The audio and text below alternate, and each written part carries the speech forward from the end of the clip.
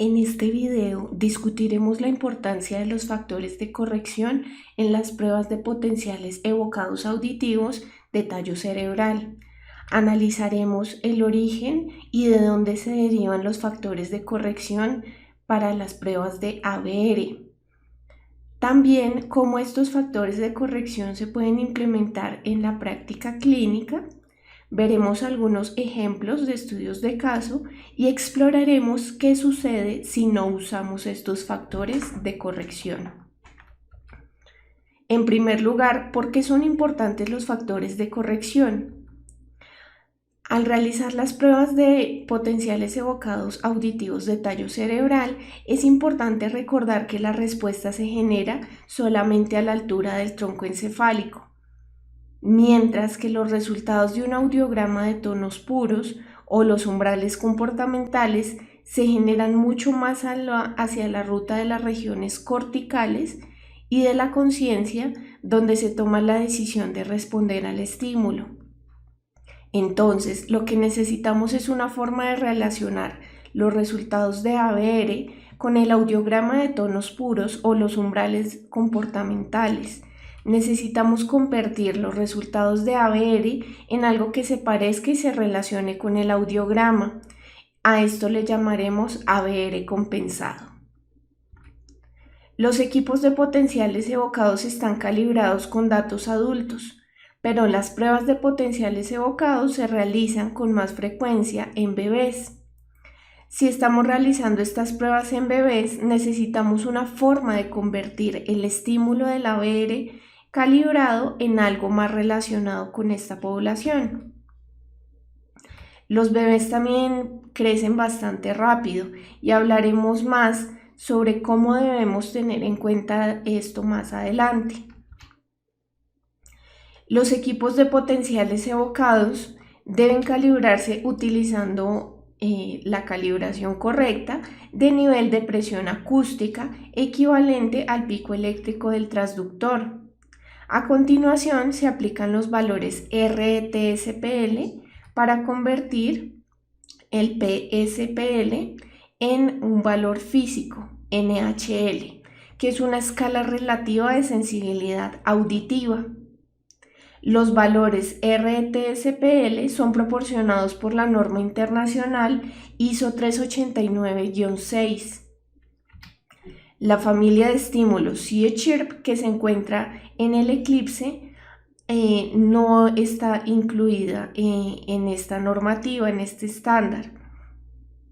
Pero existen estudios independientes que se han publicado sobre la familia CHIRP que detallan los valores RTSPL y su conversión. Los equipos de potenciales evocados deben presentar entonces sus estímulos en decibeles NHL. Históricamente se han utilizado algunas otras escalas inusuales, por lo que siempre es importante verificar que nuestro sistema presenta las respuestas con valores en decibeles NHL. Una vez obtenemos las respuestas en decibeles NHL, debemos convertirlas a EHL.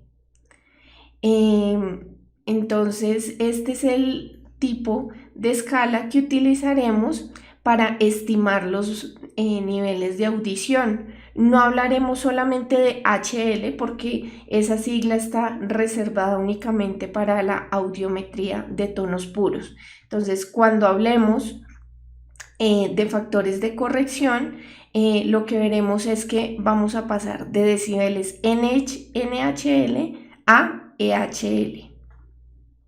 Entonces, esto es de lo que hablaremos en este video.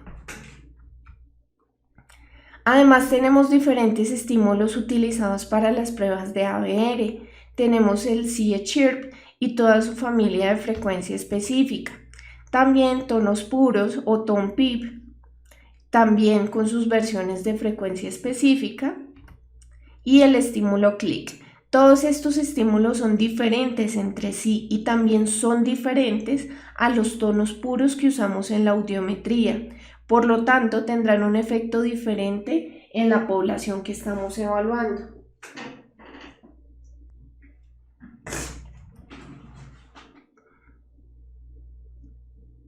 Entonces, ¿qué factores de corrección tenemos disponibles?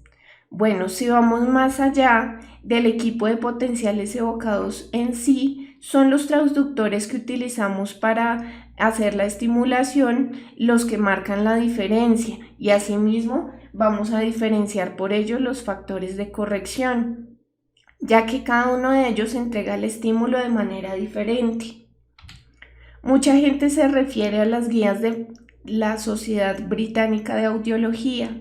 Este es un documento disponible de forma gratuita que tiene factores de corrección completos disponibles para las pruebas de ABR. Estos son proporcionados por transductor y grupos de edad. Es muy importante tener en cuenta que agregar estos factores de corrección a los valores de NHL tiene pues un método establecido, y es que vemos que hay algunos números positivos y algunos números negativos. Entonces, si el número es positivo, pues lo que vamos a hacer es agregar este valor simplemente a nuestra respuesta en decibeles NHL para obtener los valores EHL. Entonces, si es un número positivo, simplemente es una suma. Pero si el número es negativo, en realidad será una resta. Aquí podemos ver los factores de corrección para los auriculares de inserción y vemos que está diferenciado por tipo de estímulo. También podemos ver los factores de corrección para los auriculares supraaurales, y aquí pues realmente vemos que solamente pues hay un valor, por así decirlo, para todos los grupos de edad. No está tan bien diferenciado como para los auriculares de inserción. Y también están disponibles los factores de corrección para la conducción ósea. Entonces aquí vemos que hay una diferenciación no solo para los tonos PIP y click, sino que aparte está los valores para el chirp. Entonces, recordemos que este chirp del que se habla acá es el CIE chirp, ya que existen otros tipos de chirp disponibles, y es importante tener en cuenta que esos pueden funcionar de una manera diferente o tener valores diferentes de RTSPL. Bueno, vemos que el documento nos dice que se habla de factores de corrección combinados. Entonces, vamos a ver de qué se trata esto. ¿De dónde provienen los factores de corrección de ABR? Entonces, lo primero que debemos considerar es el ABR compensado. A lo largo de los años se han realizado muchos estudios que investigan la relación entre los resultados de ABR y el audiograma de tonos puros o los umbrales comportamentales. Afortunadamente para nosotros, Staples en el año 2000 publicó un metaanálisis que incluyó 32 estudios y más de 1.200 participantes. Algunos de estos participantes eran adultos y algunos eran niños, algunos con audición normal y otros con pérdida auditiva. Así que es un metaanálisis realmente completo. Se encontró una amplia variación entre los resultados de los estudios individuales debido a algunos factores. En primer lugar, había variaciones en los métodos de calibración del estímulo ABR. La duración en el tiempo de la prueba también varió entre estudios. La definición de umbral de ABR también varió, y la calibración de las medidas comportamentales con las que se compararon los umbrales de ABR. Vamos a ver los datos que se derivaron del metaanálisis de Staples.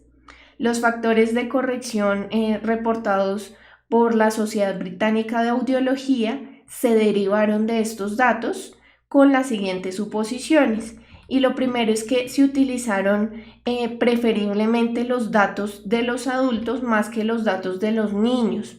Esto para el análisis de los umbrales comportamentales. Y esto se debe a que el audiograma de tonos puros en los adultos era más consistente en todos los estudios individuales. Además, no se agregó ninguna corrección para la diferencia entre el umbral del ABR en adultos y en bebés. La razón para esto es que fue imposible encontrar datos suficientemente consistentes en la literatura. En el documento de la Sociedad Británica se utiliza la definición de umbral como la respuesta clara al nivel más bajo y se ha aplicado una corrección estimada de 5 decibeles sobre la base de que todos los datos publicados se recopilaron en condiciones ideales de prueba, y es probable que en otros estudios se haya definido el umbral con un criterio tal vez menos estricto que la respuesta más baja o más clara en el umbral más bajo. Las respuestas equivalentes fueron propuestas en el programa de evaluación de recién nacidos de Ontario. Estos datos fueron publicados por Hyde en el 2008 y hay que tener en cuenta que estos datos también se utilizan en la técnica de prescripción de audífonos DSL. Y eso también se muestra aquí. La única diferencia es de 5 decibeles en la frecuencia de 2000 Hz. Después de considerar varios factores, los autores del documento DSL llegaron a la decisión provisional de utilizar estas mismas cifras que el programa de Ontario para auriculares de inserción. Agregar la corrección de Ontario nos lleva a otros valores compensados de ABR. Y este solo va a cambiar en la frecuencia 2000 Hz con 5 decibeles adicionales. Las cifras para el clic ABR se basan en el hecho de que la respuesta con clic es más grande y tiende a tener un umbral ligeramente mejor que la respuesta de ABR con tone burst en 4000 Hz. Los ABR compensados con CHIRP se basan en un estudio basado en bebés normales en 1000 y 4000 Hz. Este estudio fue realizado por Form, Lightfoot y John Stevens en 2013. Este estudio involucró una comparación directa de las respuestas de tono PIP y CHIRP y sus resultados mostraron que con el CHIRP se obtiene una forma de onda mucho más grande y una relación señal-ruido mucho más prominente. Entonces, de acuerdo a esto, los autores proponen que el ABR compensado con CHIRP de banda estrecha debe ser 5 decibeles menos que los valores obtenidos con tono PIP equivalentes. Es decir, que siempre que veamos estas tablas, vamos a ver los valores de CHIRP con 5 decibeles menos que los valores obtenidos con tonos PIP equivalentes. Entonces, recordemos que estamos hablando de CHIRP, no de otros tipos de chirp. Bueno, hablando del ABR compensado, ¿qué pasa con las diferentes edades de los bebés? ¿Qué pasa con los transductores que se pueden utilizar? Iniciaremos hablando de los audífonos o los transductores de inserción. Los auriculares de inserción pueden brindar valores más altos de sonido en el canal auditivo de un recién nacido y se han realizado estudios al respecto. Por ejemplo, Voss y Herman en 2005 realizaron un estudio modelado encontrando que un efecto variaba en frecuencia alrededor de 5 a 8 decibeles. Sininger en 1997 midió el sonido en el canal auditivo y encontró un nivel más alto en los recién nacidos que en los adultos. Y él lo dividió por frecuencias. Marcoux en el 2011 encontró valores de 2, 6 y 7 decibeles para las frecuencias de 500, 2000 y 4000 Hz para la diferencia entre los bebés y los adultos. Esto se observó evaluando oídos reales y en diferentes niveles del estímulo. Por lo tanto, los factores de corrección pues pueden variar de un estudio a otro. Entre estos tres, la media fue 14 decibeles para la frecuencia de 4000 Hz. Sin embargo, el estudio de Sininger difirió considerablemente de los otros dos. Entonces se le dio un poco mayor peso a los otros dos y se resultó en la elección de 10 decibeles como estándar para esta frecuencia.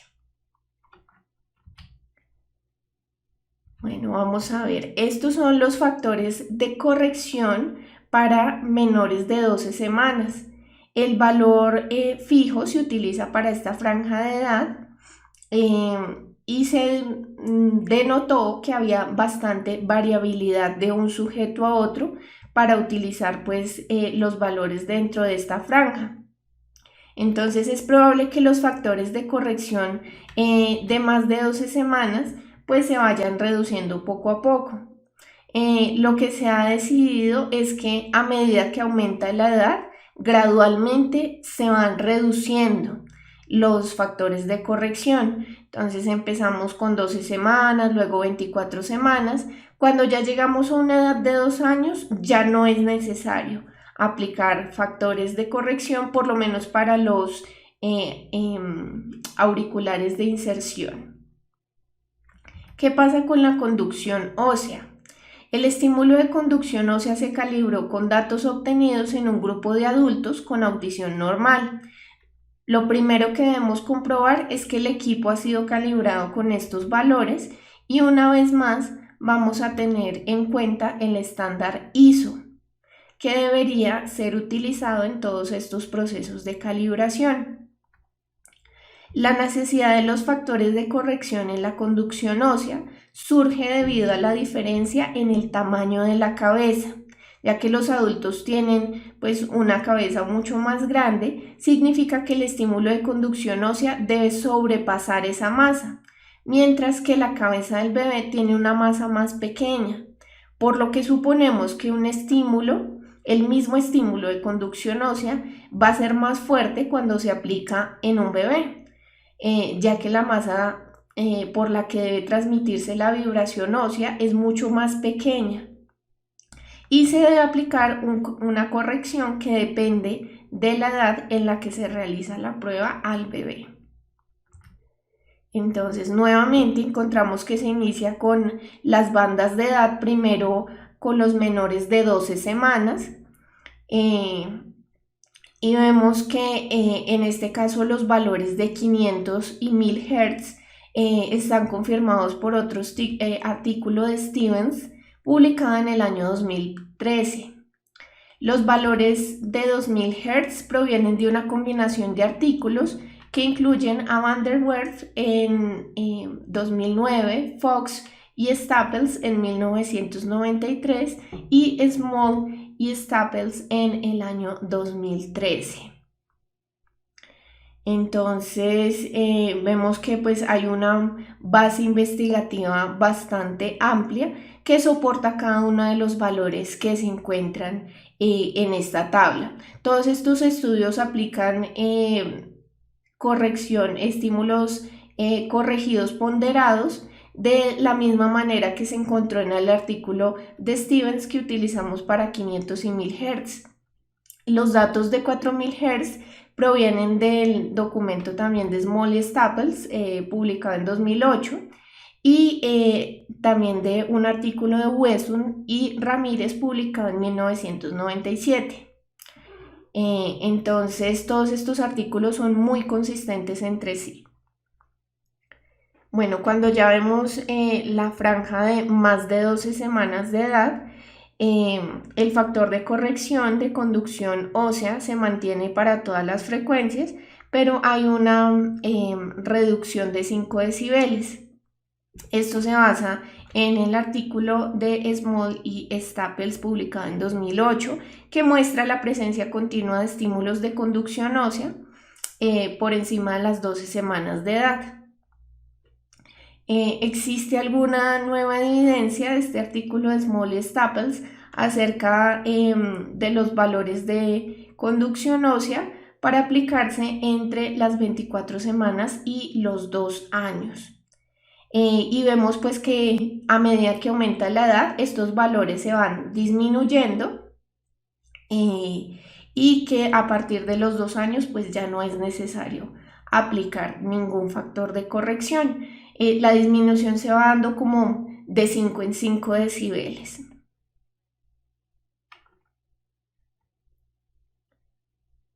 Bueno, entonces para el estímulo clic, estos valores se derivan de la diferencia entre la conducción aérea y los umbrales de ABR con conducción ósea en bebés con umbrales de ABR normal. Esto fue informado por Webb y Stevens en 1993. Entonces vamos a ver también que estos valores se redondean 1 decibel hacia el valor más cercano, lo que explica pues los valores que estamos viendo en este momento en la tabla. Bueno, ¿qué sucede con los auriculares supraurales? Cuando hablamos de este tipo de auriculares tenemos dos estilos diferentes. Estos que son los que conocemos como TDH y otros que son los que conocemos como circunmaurales, que envuelven por completo el pabellón auricular. Y realmente pues es muy importante diferenciar entre los auriculares de inserción y este tipo de auriculares, porque el volumen de aire que queda dentro del conducto auditivo va a cambiar si utilizamos el uno o utilizamos el otro, y esto va a cambiar también la carga acústica que los auriculares deben generar, y asimismo las diferencias en sonido, las presiones generadas, es diferente en un adulto, es diferente en un bebé con los auriculares de inserción debido al cambio en las dimensiones del canal auditivo. Entonces vemos que se necesitan otros factores de corrección diferentes que a los auriculares de inserción. Incluso vemos que Voss y Herman encontraron que los auriculares circunmaurales y supraurales en general producen cambios en los oídos de los bebés y adultos de por lo menos 3 decibeles para todas las frecuencias, pero se encontró que este valor es insignificante para el efecto de los factores de corrección en el artículo de la Sociedad Británica de Audiología. Así que vamos a tener en cuenta esto al momento de aplicar los factores de corrección. Bueno, tenemos entonces el ABR compensado, tenemos las correcciones que se aplican por transductor, y vemos que estos se dividen en diferentes grupos de edad. Los autores de los artículos de factores de corrección de la Sociedad Británica, digamos que unieron todo esto, y vamos a ver cómo funciona. Entonces vamos a empezar con un ejemplo. En este caso usamos auriculares de inserción, un estímulo CHIRP en un bebé de 6 semanas en la frecuencia de 4 kHz. Lo primero que necesitamos pues es el ABR compensado, y estos datos provienen del metaanálisis de Staples más los 5 decibeles. En la frecuencia de 4000 Hz, entonces vamos a ver que nos da un ABR compensado de -10, y no hay corrección para los valores de Ontario. Entonces, bueno, vamos a ver en el CHIRP, y vemos que el valor para CHIRP compensado es de -5. Ahora vamos a ver cómo se comporta esto de acuerdo al transductor. En este caso utilizamos auriculares de inserción. Estamos viendo el rango de 4000 Hz y vamos a ver el rango de edad de nuestro paciente, por lo que vamos a seleccionar pues la banda correcta de edad aquí en la tabla.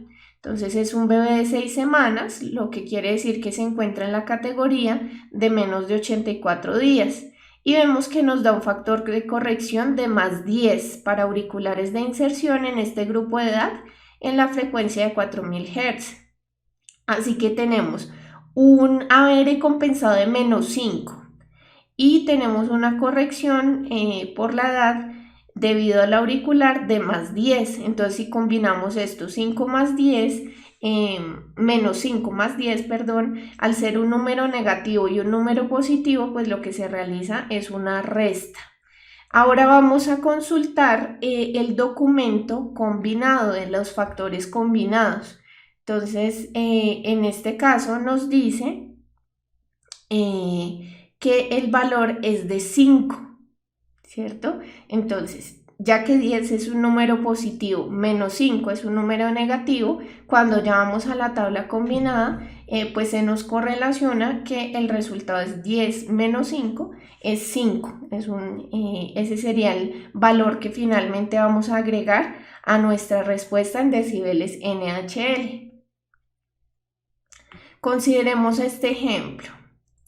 Entonces ahora vamos a hablar de un niño de 13 semanas utilizando audífonos supraurales, una prueba realizada en la frecuencia de 1000 Hz con CHIRP, y lo que vamos a hacer es primero ver la tabla de ABR compensado que proviene de los datos de Staples. Entonces vamos a ver la columna de la frecuencia correspondiente, para este caso 1000 Hz. Entonces vemos que para el estímulo CHIRP hay un ABR compensado y es de menos 10. Luego vamos a ver la tabla de los transductores, que en este caso lo que utilizamos son supraurales, y recordamos que no hay niveles de corrección para este tipo de auriculares. Entonces significa que pues aquí no vamos a ver divisiones por diferentes bandas de edad, y el factor de corrección compensado combinado reportado por la Sociedad Británica simplemente pues enumera estos haberes compensados, y vemos que en la frecuencia de 1000 Hz es de menos 10. ¿Listo? Entonces va a ser exactamente el mismo que vimos en la primera tabla.